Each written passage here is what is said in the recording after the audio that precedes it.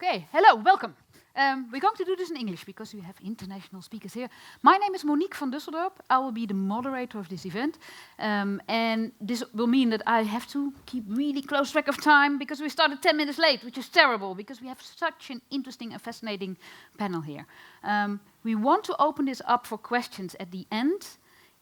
If I say in between, like, okay, any questions, you have to be really quick because I try to be really, stop at the end. So, don't think too long if you have a question. Okay, now, where are we at with fake video? I think everybody knows fake news, fake video is going around the world. I think we've all seen really interesting YouTube videos of like, whoa, that's possible already.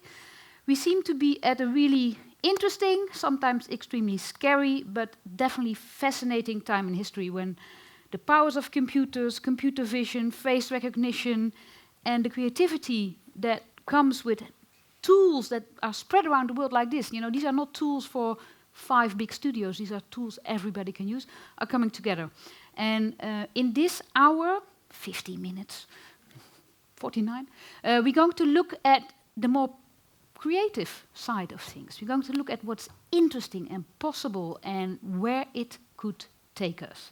So, we have 3 speakers here, and they really come from completely different areas of life. I will briefly mention them, and then we'll take them one by one. Séverine Solier comes from the US, sits here next to me, and comes from the world of advertising. Worked at the Ubisoft games company before. Yes.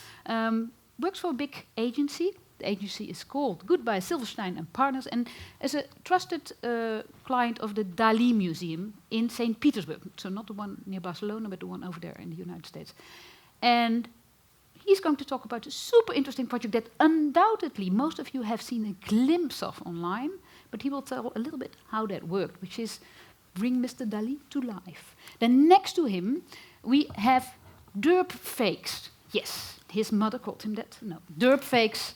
Doesn't want to have his name and personal life and anything else spread out on the internet, but he does want to share with you what he's been doing with face swaps and fake video and how that works and how this community works and what is possible in this field. So a creative guy somewhere on the internet doing things. And then we have Cesar Caroglu, who is an academic, but also a very entrepreneurial academic in the field of computer vision and machine learning. His company, 3D Universum, has several spin-offs, including computer vision for interiors, computer vision for new glasses. He will tell a little bit more of the state of things, where we are at this moment in time. Now, to start with the first really super interesting, exciting project, Dali, bringing Dali to life. I think we can start with the video, right? Which shows a little bit. Tell them. So basically, I work at a Goodby Silverstein and Partners agency in San Francisco, California. The last year, we released an installation for the Dali Museum in Florida that is called Dali Lives. Through 3 screens, people see Dali, are able to interact with him. We use deepfake to create about 45 minutes of new content. This idea came up because the Dali Museum and Goodby Silverstein and Partners have been working together for years.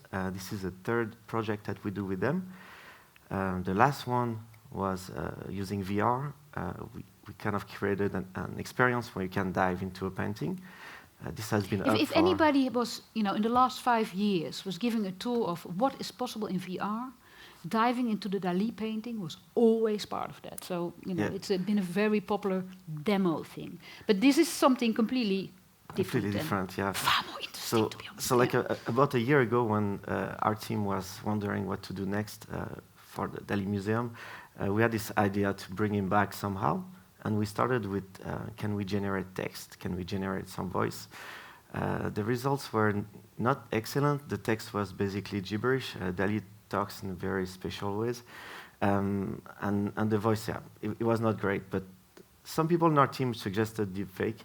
And it looked like we had 2 different teams working, tinkering with deepfake. And boom, we wanted to try it. And it was super exciting. And we did our first test, which is basically the first video I wanted to show you now. Let's have a look at the video. So everybody thinks like, yeah, I saw something like that online. Yeah.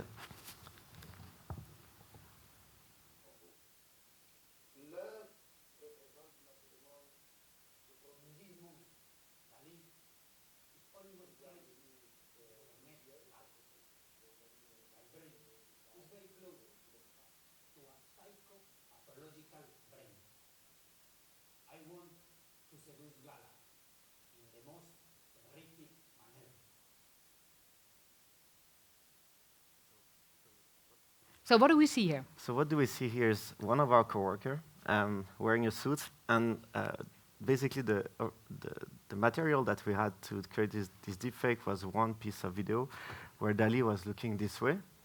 Like imagine the camera is here, was looking this way. So we had to tell our coworker, don't move too much and stay exactly like that. But this was sufficient for us to get everybody excited, to excite the clients of the Dali Museum, and to sign off to get this project going. So yeah, that's basically how it started. Next step. Let's have the second video. So I think for the second part, I wanted to talk about the creative process that we use. So basically, like this first test is done with very limited footage, with just one angle, and it's basically what we use to sell the idea. But the second step, we got super excited. We started working on scripts. We had 3 screens we wanted to put in the museum, so you can imagine the amount of scripts that we work through with the curators of the museum to be representing the Dali as he speaks. And we find some actors. We did a bunch of casting to find the right actors, and we can talk about this a little bit later. It was pretty challenging. But the one thing we didn't want to do was to jump right in and shoot everything. So what we did is we did a proof of concept and a teaser, just to make sure that our process was actually working. So this second video you will see is a trailer that we released in January, showing it's released in the anniversary of Dali's death. So video number 2 is called the teaser trailer.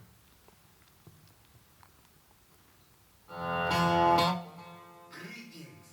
I am Salvador Felipe Jacinto Dalí y Domenech, and I am back.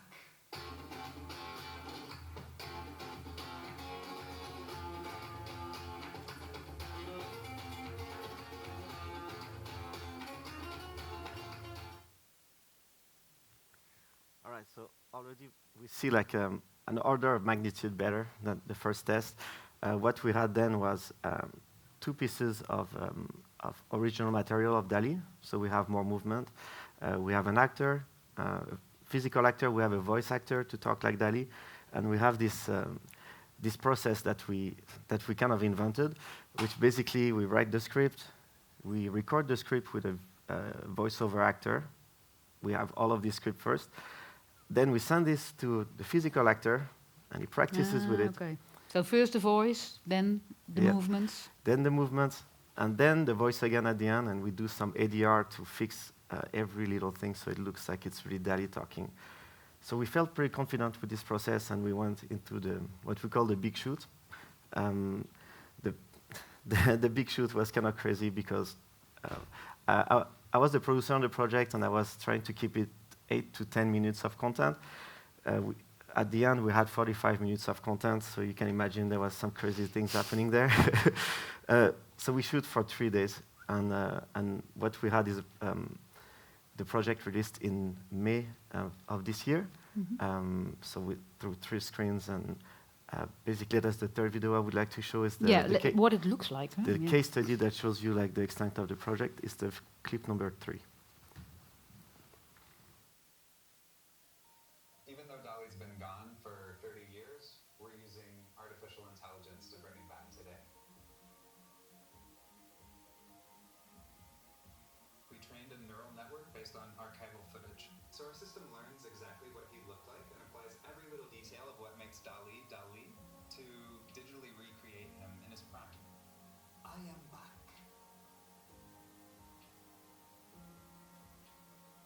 Dali dreaming glorious technicolor. Dali dream in glorious technicolor.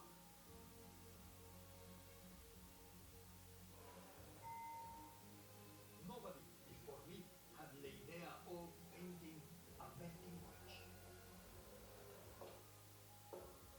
This day, Tuesday, if you meet the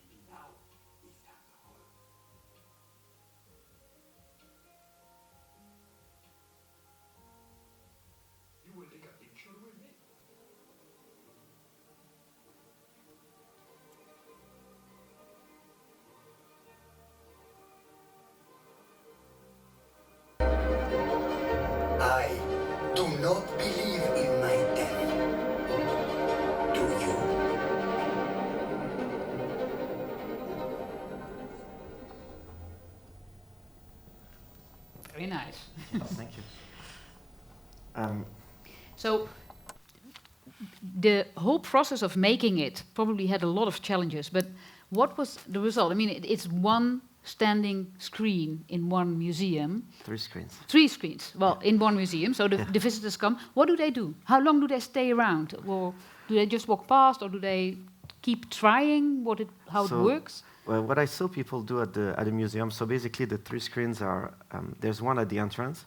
That's where, if you interact with DALL-E, he talks about the weather, about the day of the week, pretty much like being quirky and funny about that.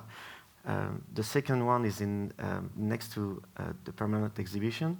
That's where he talks about his wife, his art. That's when he reads the paper of the day. Yep. That's the screen where people will spend the most time. Last time I was at the museum, I saw a couple staying there for like maybe 10, 15 minutes. They keep on pressing to see all the content. Was pretty nice to see. Yeah, and they want to know that it's not just a video playing, right? They want to have the feeling that there's something happening, something interacting. What is the way they interact? Can they do more than just push the button? No, they just push the button, and then we take a picture. And then picture the of them at selfie. the end. But I think one of our goals was to create this personal relationship between visitors and DALL-E, and that's something that we hear of people experiencing it. It's easy to just like use a bunch of technology to wow people, but yeah, the goal was really to try to bring him back to life in a very human way. So how long did you work on this project? A little bit more than a year, all in all. But it's a year that was punctuated by many like different things because we had a lot of challenges. Honestly, it was not super easy. So what we saw originally in the first video with the actor looking not at the camera but looking at an angle. With this, we signed the contract and we get the DALL-E Museum completely excited, but we still had no idea how we were going to do like the full movement. Yeah. We got. So who did you call? I mean, you're an advertising agency, so you think of something really cool. Who do you call? I mean, do you call the local university, or do you say, I've got a cousin who knows everything about... Actually, I did the research mostly myself. I just like Google, and I found this site that is from Belgium called INA, and they are wonderful. And they had not only a better footage of this video with an angle, but they had a video with DALL-E looking straight into the camera. And that's another video I would like to show you now. A little clip is called clip number 4. Okay. Le retour du tango argentin, c'est un phénomène qu'on remarque depuis 1 mois ou 2 mois à Paris. Est-ce que vous avez réfléchi à la question? Je réfléchis beaucoup parce que justement, je vais venir à Bruxelles. Je vous annonce d'ailleurs que c'est arrivé vers le mois d'avril pour un événement important, la première du ballet de Béjac, le monsieur Béjac. So on this clip, when we saw it, basically it was a wow moment. Everybody was amazed at having DALL-E looking straight in the camera, and it allows us to do what we did. But there's another little clip I would like to show you. It's pretty and short. then we have to go to the next thing. So yes, show me. It's the clip number 6.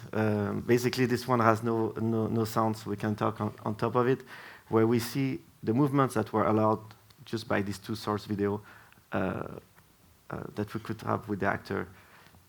Clip number 6. So yeah, basically what we were doing with the actor is asking to look on the side, to look down, to look up, all the angles, to really have an idea of how we would guide him through the shoot.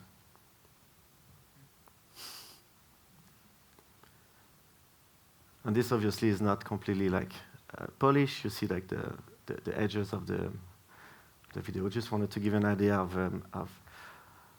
what we could do. It's interesting. I mean, there's all kinds of interesting things going on, like how much is this now a work owned by the actor who you don't see, but it's all his movements, and it's all, there's lots of... All right. We'll come back to this when we have the round of questions. So thank you so much for this already. Super. And exactly. And I'm sure there's lots of film, series, TV makers in the audience who think like, oh, but I mean, personally, the first response I get from this is like, okay, if you really get attached to somebody from a series or a movie, they could live on forever and at least tell you the weather. I mean, you know, there's lots going on in the entertainment field that could be interesting. Our second speaker, deepfakes, has a creative background and not so long ago decided to work with face swaps. Now, can you tell me a little bit what you're doing, or do you first want to play your first video? I'll leave that up to you. Oh, okay. Let's play the first video. It's a longer one. This is a longer one, a shorter one. Oh, that's the best thing I've ever seen.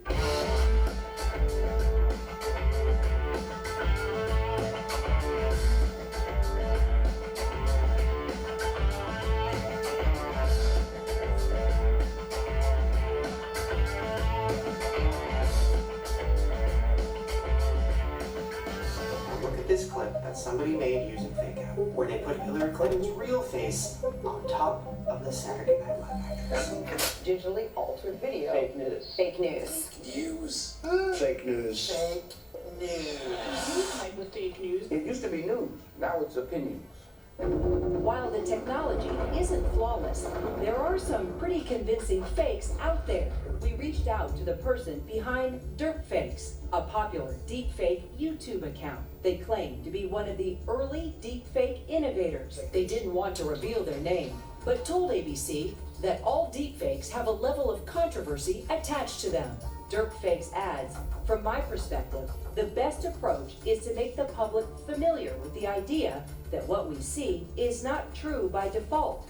Either way, it's here to stay. A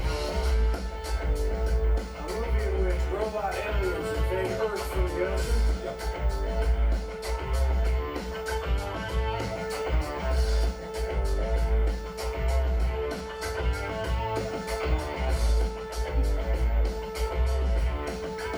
Meme review. That's right. Welcome. Those dead eyes. Where am I?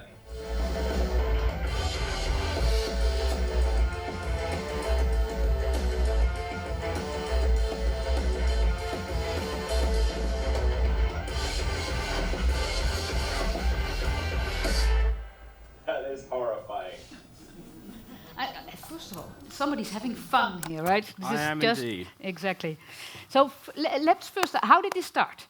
This started about January 2018, and I came across the technology, and rather than using it for beautiful installations in an art gallery, I put Nicolas Cage's face on everyone.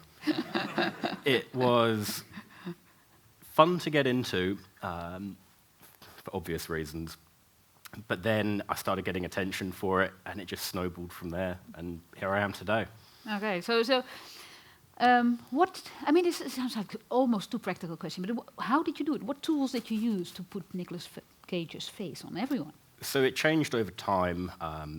There's a group of scripts which have kind of developed, and they've been forked, and then some, I say apps, they're not phone apps. You need a powerful computer to do this sort of thing. But they had GUIs, which meant it was much easier to use and a bit more straightforward. Yeah. And they're all open source and freely available online. Yeah, so anybody with a bit of computer knowledge can actually get into Absolutely, it if they yeah. wanted to. And the Nicolas Cage show, I mean, I think most of us will have seen some of these kind of videos, or some of these even come by. And one of the things I did observe was like, there's an awful lot of Nicolas Cage out there. But you told me that's not a coincidence. No, so I think part of it is on my shoulders. I have to take responsibility for a lot of that. The first few times I started using Nicolas Cage, the reason was, as you actually saw in your DALL-E clip, if there are different angles and things in the footage that you end up using and you don't have a matching face, that footage can be all over the place. So I made a data set out of Nicolas Cage videos, which is useful. How many videos did you need to? Well, he released 7 films the year that I started. Oh gosh. And that usually happens every year for Nicolas Cage. So I had a lot of footage to work with, and I had every facial expression, every angle, every kind of lighting you could ever need. So I reused that data set because it's easy to do. I had everything I needed. And then I put that online for people to use. I thought I'll save them the time and effort that I put in. And then the avalanche of Nicolas Cage happened. So it was just, I mean, I think this is just hilarious that somebody really can start it. Did Nicolas Cage ever reach out to you? No, and I don't really want to meet him now. Now, you also mentioned that there's actually, although everybody could potentially do this with adequate knowledge, there is a small group of people that are very actively doing these face swap videos. This is a subgenre that is pretty new in the whole media world, the face swap videos. How many people are there, and do you know them? Or? I don't know them, I've never met any of them, and I don't think any of them have met each other. But we talk online pretty regularly, we exchange ideas and tips and things, but each one of them is kind of successful in their own right, with their own techniques and successes. And so what's your speciality, apart from Nicolas Cage, that is? I don't know if I've got one, really. It's more about, it started with my own ideas being funny, then it turned into more thinking about how it could actually be used in film and television, which might be a good time to lead into the second clip. Yeah, let's have a look, because this is one you've selected, like, if there's one you want to see, this is the one. So let's have the second clip.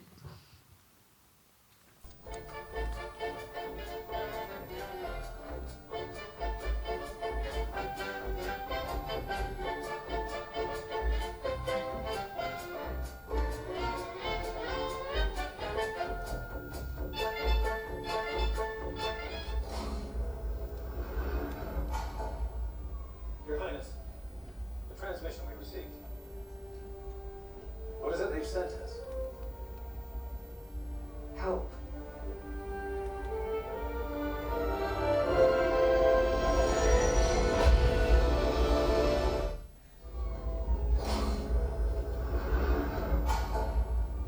Your Highness, the transmission we received.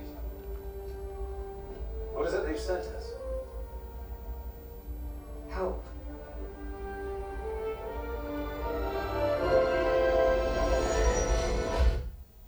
So what happened there? Explain.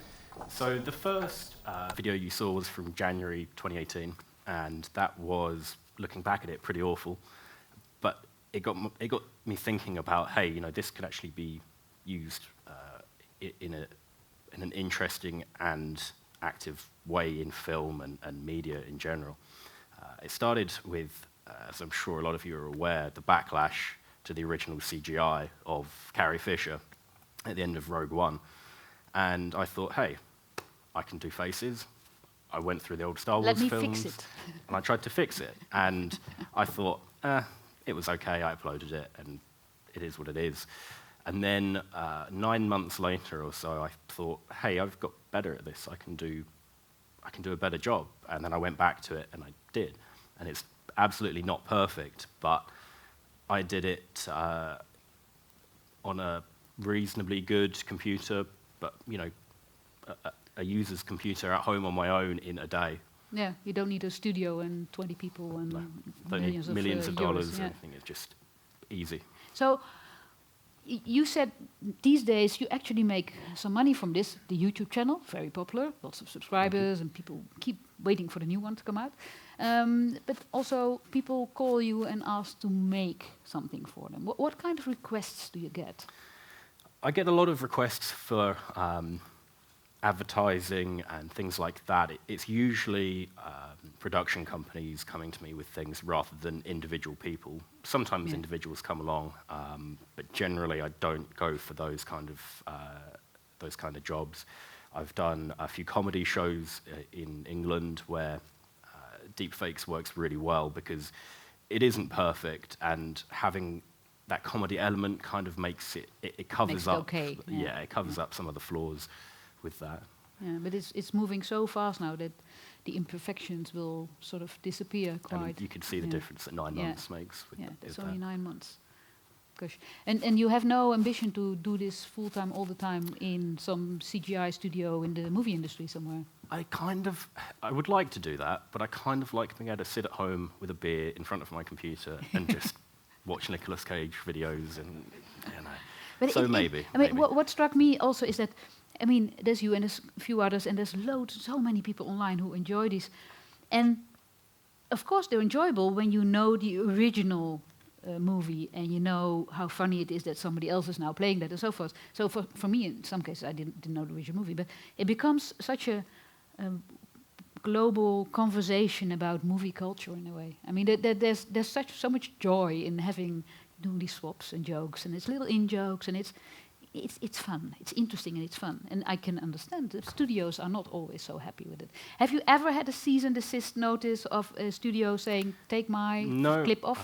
Some of my YouTube videos get copyright claims, which is different to a copyright strike. A copyright claim is, they're kind of annoyed, but it's making them money. Yeah, so it's in YouTube, the ad money goes to the claimant instead of to you. Exactly. That's basically it. Which I'm okay.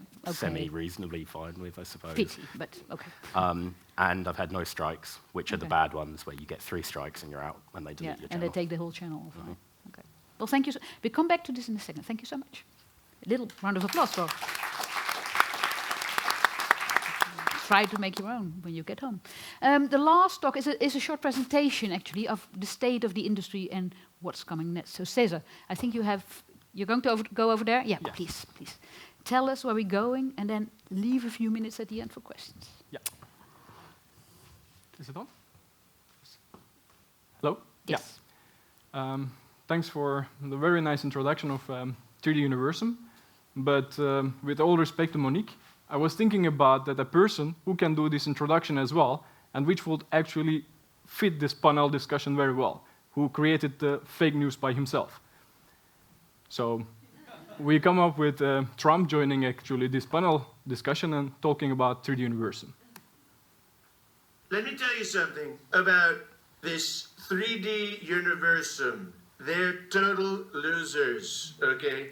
They act like, oh, 3D, it's gonna be the greatest thing ever. But do you remember Jaws, the movie in 3D? Exactly. Nobody does. And this AI technology video software, all you need to know is it's fake. Like me talking right now. Totally fake. Yeah. Not bad, huh?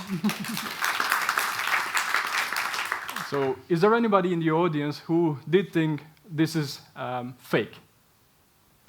Well, if you're in this room and you didn't think, yeah. Yeah.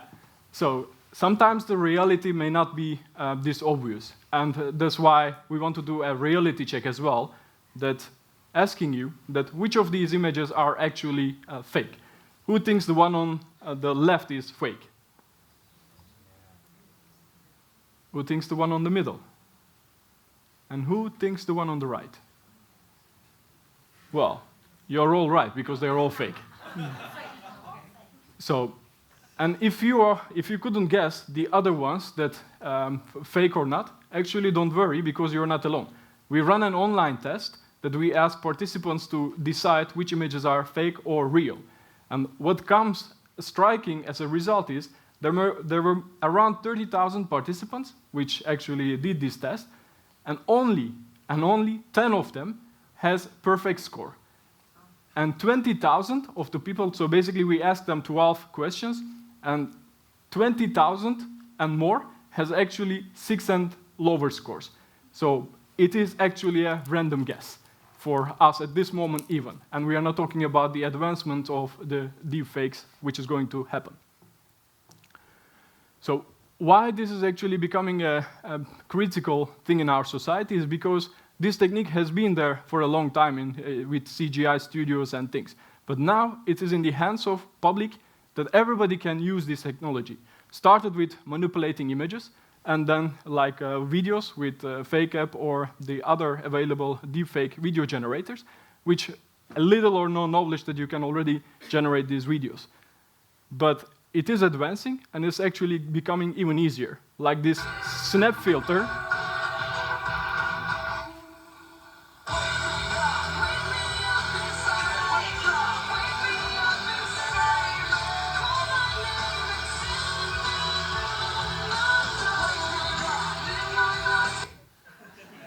So this is just a snap filter that you can use with your mobile phone, swap your gender.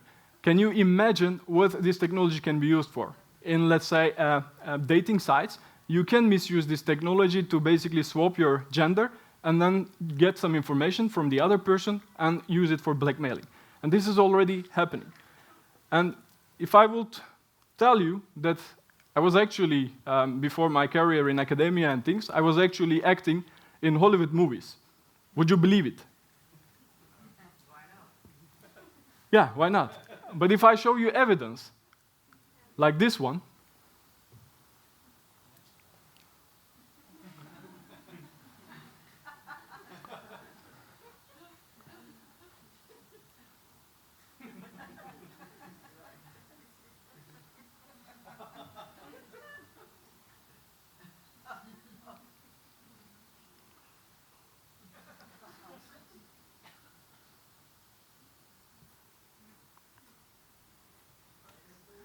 so this is such a striking technology which was released a month ago in China. And this app allows you you don't need to collect like hours of Nicolas Cage videos or like the resources of GPUs and things. This just with single image uploading that within 6 seconds that you can get the whole movie processed. So I can already imagine myself sitting on my couch and opening my Netflix account with my profile and I want to be Brad Pitt on the movie. Sure, you just click and then you become the main actor of the movie. Or you want to see the new t-shirts that you see where you like it very much on the TV, and then you actually want to see how it will fit you. Easy. Just upload your image and you will get it. But of course, there is a lot of potential misuse of this technology, such as you can see yourself also in adult industry, which becomes very easy. So this was quite an impressive technology, considering that it actually runs in 6 seconds and that it doesn't require much of training data. And I'm going to show an even more impressive, possibly you will not be able to see anywhere in the world, that it actually runs on a single laptop that runs in real time.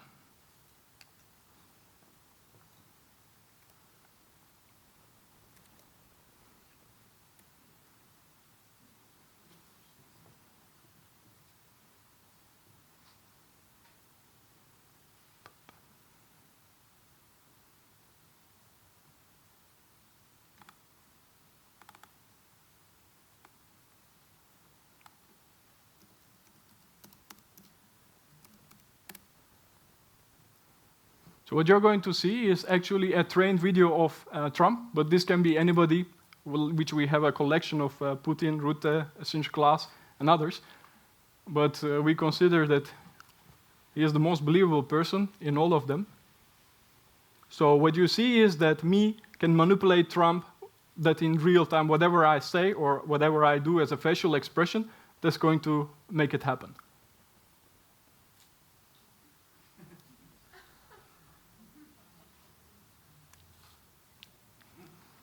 So the technology is at this stage that you will be able to just use this technology within even your mobile phone and generate these manipulated contents.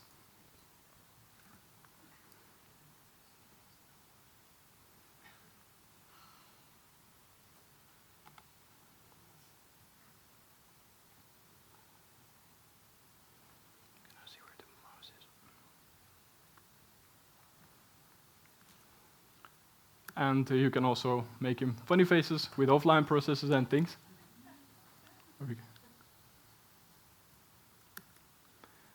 But as a researcher, so we have to be also responsible for the things that we are developing.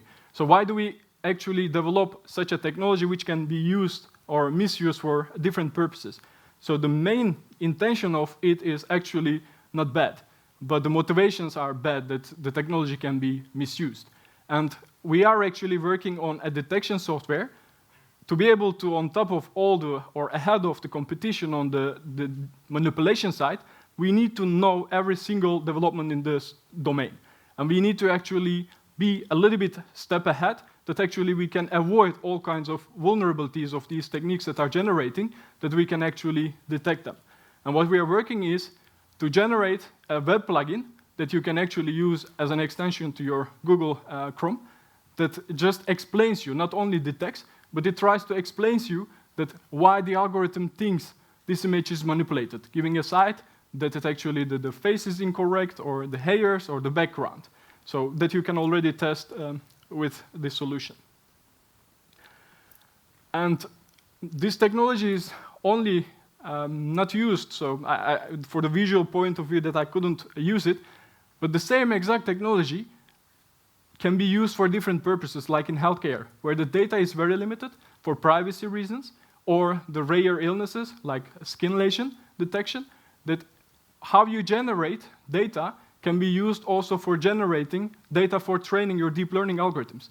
Because data matters for these kind of high precision algorithms, basically we need a lot of variations. And using the same exact technology, we can basically generate the cancer looking skin, and then actually later on to detect these ones. But we are at this moment working with different groups. Also, I don't know who has watched Black Mirror Be Right Back episode. And that was such a nice episode that already struck me while I was watching it, but now actually we're making it come true. We are working with different groups in the Netherlands that's actually working on a documentary to realize the emotional impact of what is it to bring a deceased loved ones that actually interactively communicate, and how this process is going to influence our mourning time. So all these questions will be discussed within this documentary. And I think for me, the most important for the audience is creativity versus the resources. Because we hear all the time that Hollywood spends billions of euros for the post-production or the movie production. But now, with everybody being a publisher, that will bring us the equal basis, that actually with the availability of these tools, that people can create their own movies, and then they can be equal basis of the Hollywood movies, such as these examples. So we don't only manipulate faces, but it can also manipulate bodies. You can see on the top left, the actor is actually controlling the lady here dancing. You can still see some artifacts, but we need to think this is just the beginning.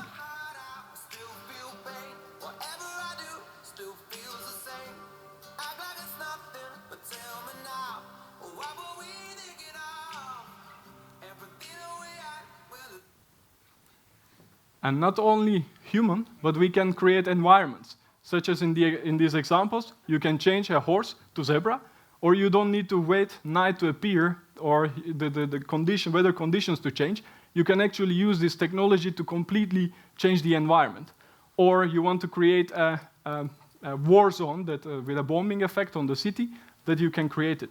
Or you can completely generate your full actors just with the AI technologies. And what I find is very interesting also, when another application, that you don't need to even have visuals to train your systems. Basically, you just write a script, which writing a book or just writing a script, that it will generate the whole movie for you. For instance, in this example, starting from 2016, the text descriptions are given on top, and the AI-generated models, which is similar to deepfakes, are actually producing already quite nice results. And there is already trials for making this for videos. And my final conclusion about this presentation is, see it, but don't believe it. But I don't think this is something very bad. In my opinion, rather than a society that we are accepting Facebook and Twitter as the main source of information, we should create societies more critical thinkers, that they should actually start to think everything see is not actually true. Thank you. Cesar, come sit here. We have, I'm going to steal 5 minutes. We have 15 minutes for questions. I mean, first of all, this is something completely opposite to what you said, but so you do a 30,000 test, and there are 10 people with perfect score. I mean, if I were the Dutch police or anybody, I would go after those 10 people, right? Because they have something special that they can actually have perfect score. That's very good, fake. but I'm not sure if those 10 people are also actually including our team members. Okay. the technology that you describe and is moving so rapidly can also be used for lots of other things. Have you had any request from the movie or television industry to work with them? Because generating these faces and interactions, I mean, I could even say, okay, let's watch this superhero movie and we'll replace all the actors with my family members. That kind of thing. What's going on there? Yeah, so initially where we started working on this project, actually it was a request from a media company, which they were interested to make a TV show. A really big media company, sorry. So now we are working with another TV show, which again about bringing deceased people, and they want to see also that the impact of it, so how the people will react, and so there are now and then, but more on the concept level rather than really making a production or something other. And from the, I mean, somehow the deceased people, and they're not famous people, but deceased people from somebody's own life example makes it especially difficult, I think, on many levels. Can you actually generate an aged, I mean, they would now be this age person, but that you can do that as well, right? I mean, I mean, there is already the Face app, which was quite famous in a couple of months ago, that you can already upload, and I think the results are fascinating. But exactly, so that technology can be extended for video. So during the Benjamin Button, that you don't need to make a lot of makeups and things, that actually can be done with just this kind of deepfakes application. I'm going to open it up to the audience. So can we have house lights on, please, so that we can see who's in the room? Yes, excellent. Questions? You are first. There you go. It's a question of being very fast. There you go. I was wondering, aside from your plugin, what can we as persons and as a society do to arm ourselves against the downsides of these deepfakes? Nothing. We're doomed. But okay, well, thank you. I'm only the moderator. Here are the experts. What do you think? Is there something we can do against these deepfakes? I think there is not a single solution as like technical detection will solve everything. As a society, we should be aware of the problems. And we should educate ourselves into problems rather than expecting, I don't know, legal frameworks or the ethical standards will solve this. That's why we want to actually build this AI system where we actually inform people why the algorithm thinks this is actually fake or not. That next time when we are thinking or when we are seeing something, that we actually really thoroughly see it rather than just browsing it and just not checking it. But don't you, I mean, it goes for all of you, don't you think that once we get used, because there will be a lot of use of these generated faces and actors and so forth, we will actually get used to having a lot of fake faces as well. So they won't, now they still feel a little bit, maybe something's not, but, you know, we're being trained to recognize these fake faces as real persons almost. Don't you think? I think. Okay, next question. There's one right in the back. So, yes. If you can go over there. There you go.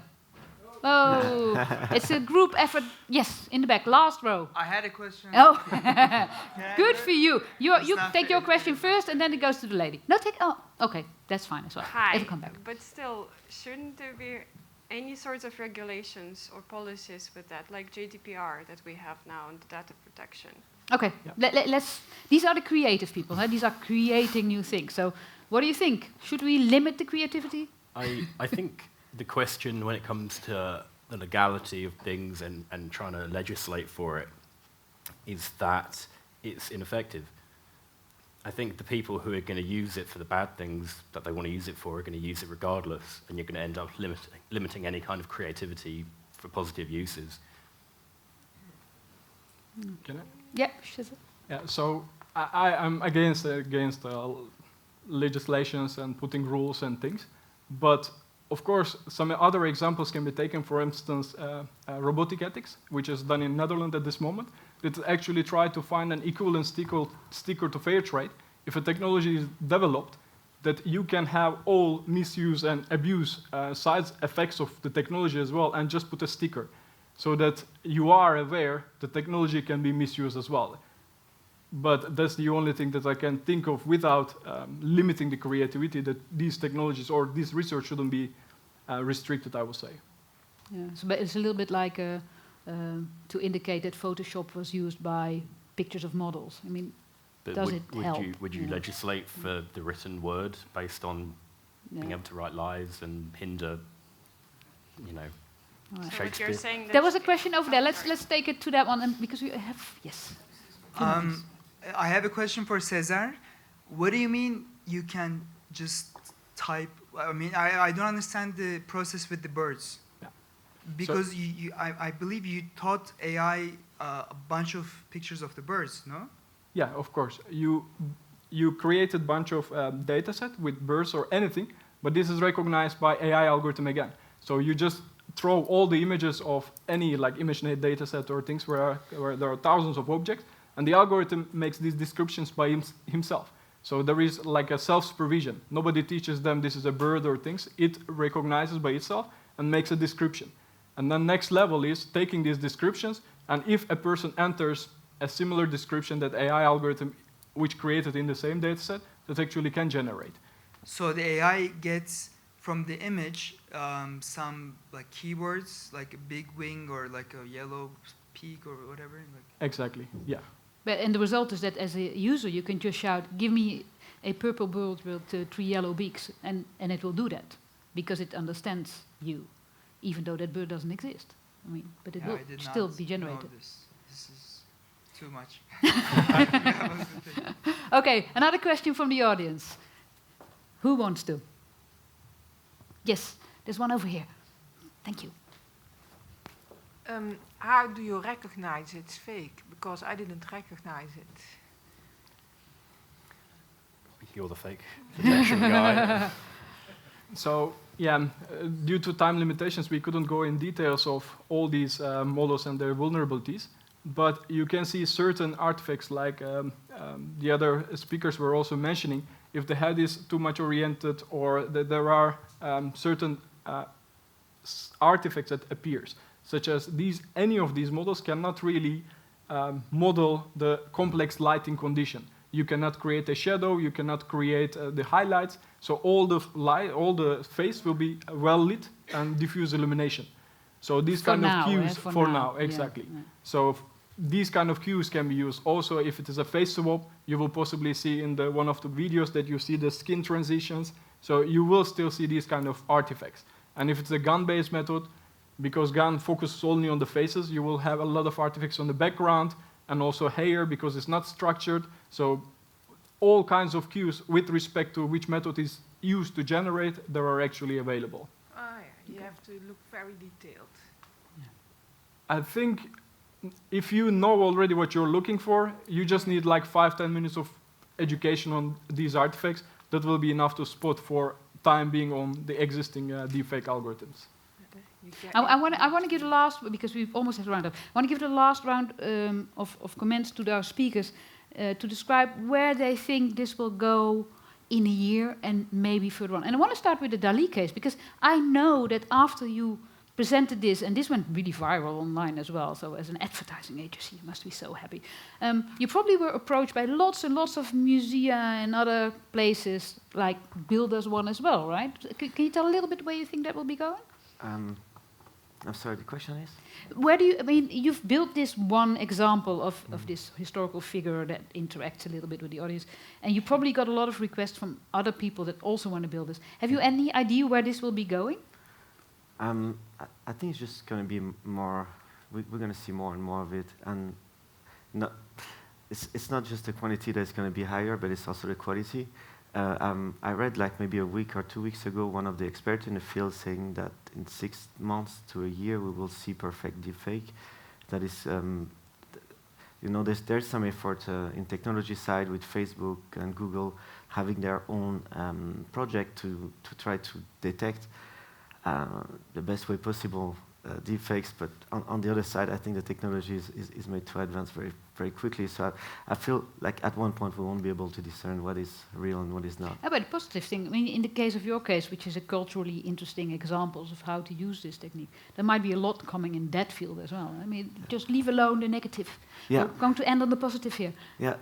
Some other use, like I'm all for like seeing more people bringing artists back to life and things like that. But there's also more interesting things like the generated photos that you can have, and you don't need to pay any royalty because these people don't exist.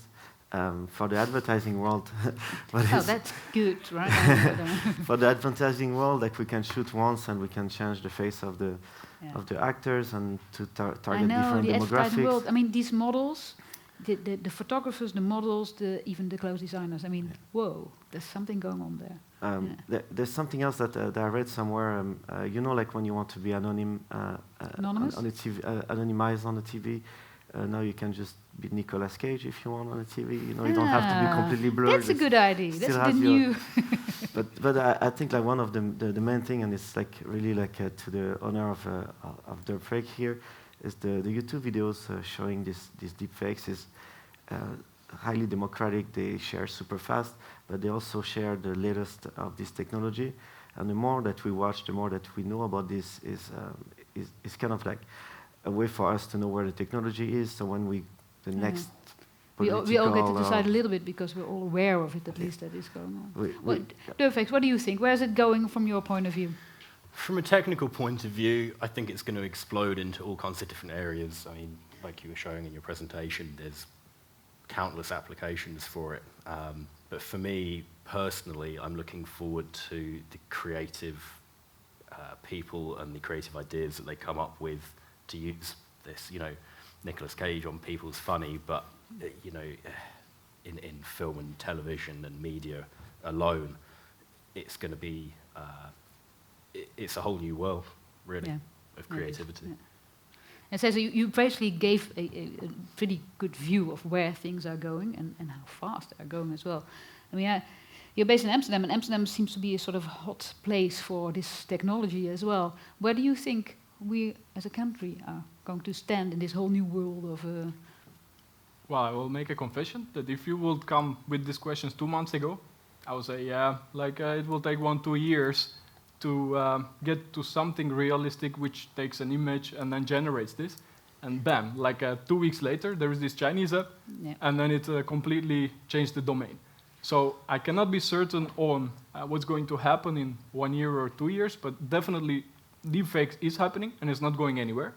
But I think we shouldn't be scared of either, because like this will actually, the creativity will be the main factor in the AI revolution.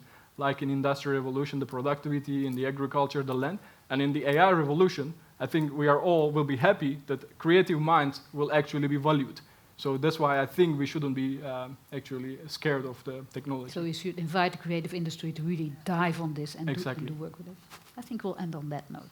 Ladies and gentlemen, big applause for our speakers.